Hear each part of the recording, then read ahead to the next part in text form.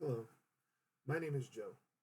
I am terrible with technology, so I hope this short video is useful to you, even though it is as low tech as any video can be. I'm what is known nowadays as a man of faith. To me, that means that I'm a Christian who believes in God, in His Son Jesus as the Christ, and in the Bible.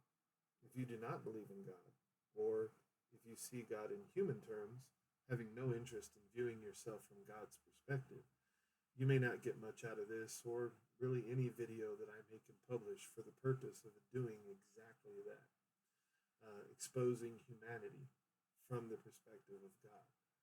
This is what I strive to do every week as I minister to members of the Lord's church and the public.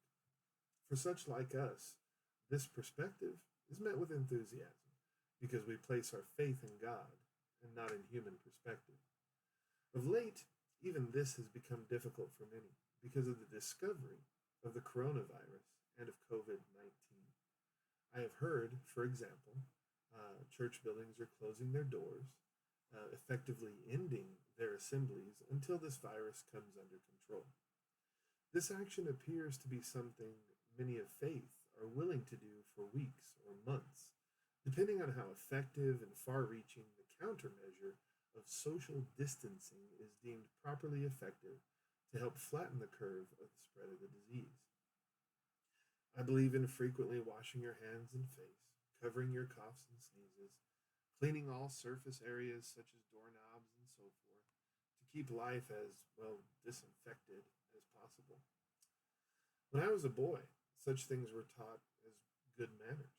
So I have kept these habits in spite of the fact that the coronavirus reports have resurrected the habits which have recently been widely abandoned.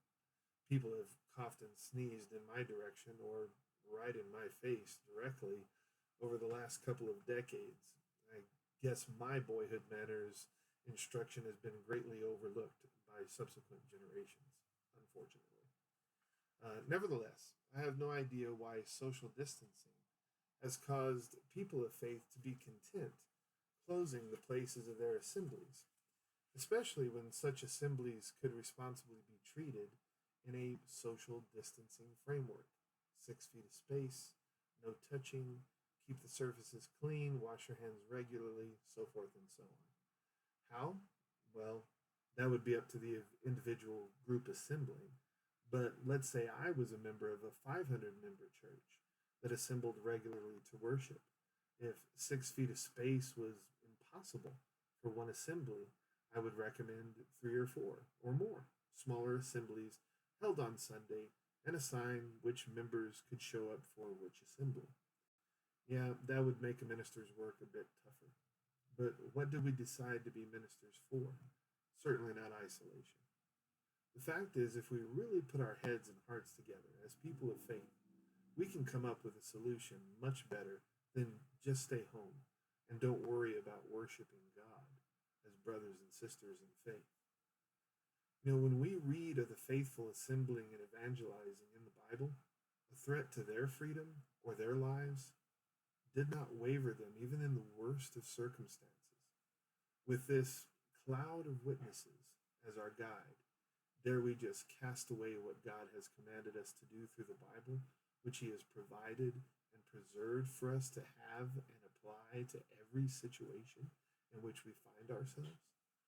When faced with danger, they just had to be together to pray.